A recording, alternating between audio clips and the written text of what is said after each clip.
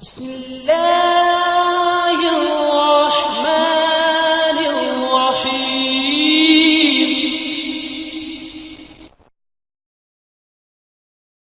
What are the medical implications of fasting? There are innumerable medical benefits when a person fasts. I'll just mention a few of them. It organizes the heartbeat and relaxes it. It reduces the pressure on the heart arteries, and it reduces the fat, the cholesterol, as well as the acids. It releases the pressure on the liver. Fasting also decreases the secretion of the digestive glands, which normally causes ulcer. There are less chances of having kidney stones when a person fasts. Fasting is also helpful in non-insulin dependent diabetes, and fasting is also helpful in reducing the weight. Fasting as a whole, it is beneficial for the whole digestive system as well as central nervous system. Fasting helps in removing the toxins from the body. Fasting increases the immunity of the body. Fasting also reverses the aging process. It increases the longevity, lifespan of a human being.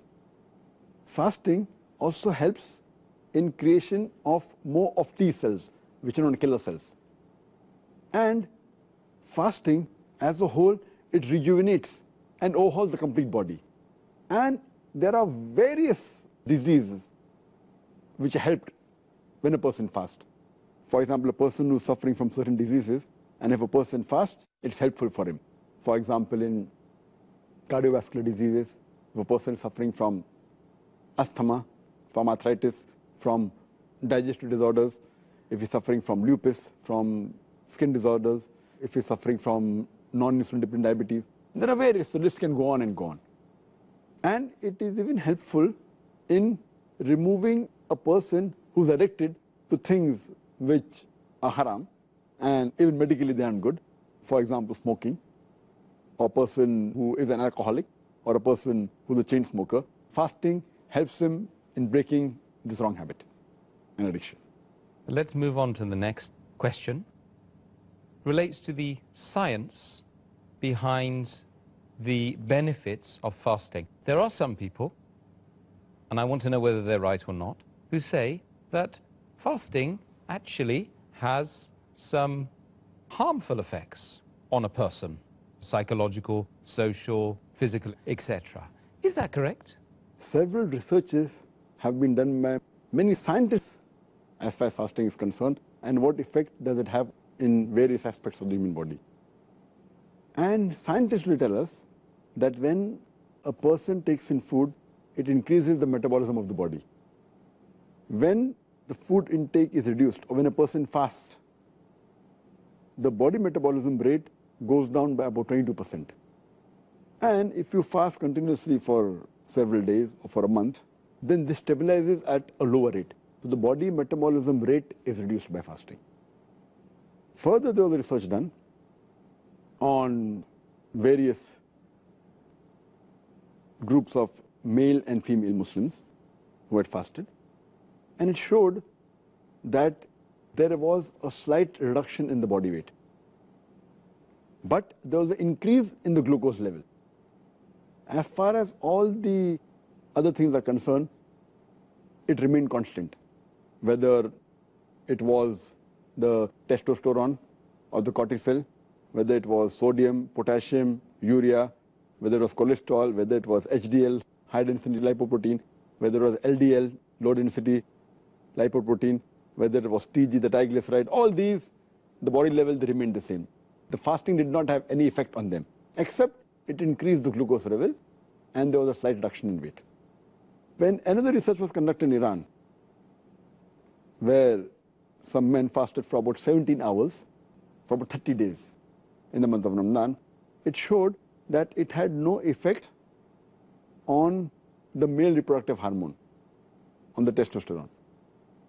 And it had no effect on the HPTA as well as on the thyroid hormones. There were several researches conducted. There was also a study made which was called as increase in oxidation in the month of Ramadan on healthy women, away from maintaining the weight maintenance. And it showed that during fasting, there was no change as far as the physiology of the body was concerned. The weight was same and all the functions were the same. Fasting increases the fat oxidation and decreases the carbohydrate oxidation. And we have to realize that we have to let the physicians of the Western world, they should know that they should note the levels of bilirubin and glucose while fasting. There were further studies conducted that fasting increases the mucosa developed B lymphocyte cell responsiveness, but did not show a change in the B lymphocyte responsiveness of the rheumatoid arthritis and the health volunteers. But in fasting, it increased the longevity of the life, increases the lifespan. There were many researches conducted in animals, it increases lifespan. Further research was conducted on the lactating women. When they fasted, the fasting did not increase or decrease. There was no change in the milk volume as well as the content of the milk. The glucose level was the same, the fat concentration was the same, the lactose content was the same. There was no change per se as far as the lactating mothers were concerned. There were researches done regarding fasting's effect on menstruating women as well as the reproductive cycle. And when the research was done, there was no change whatsoever. There wasn't any change in the menstrual cycle in fasting, or there was no negative effect, no positive effect. So it is wrong to say that fasting has an ill effect. There are many benefits which we discussed earlier. But there are certain positive points that fasting has helped in certain diseases. For example, rheumatoid arthritis, osteoarthritis, it helps. And what we realized that when researches were done, that on animals, when they are sick, they don't prefer having any food. Same thing with the children. When children get sick, they don't prefer having food. It is the family members who force them to have food. And research has shown that when food is taken when a person is sick, it prevents him from getting well early. It hampers the immune system. So when a person fasts, when he's seriously ill, it helps him to recover faster. That's the reason now we find that there are many treatments which include fasting for various diseases which are followed by the Western world.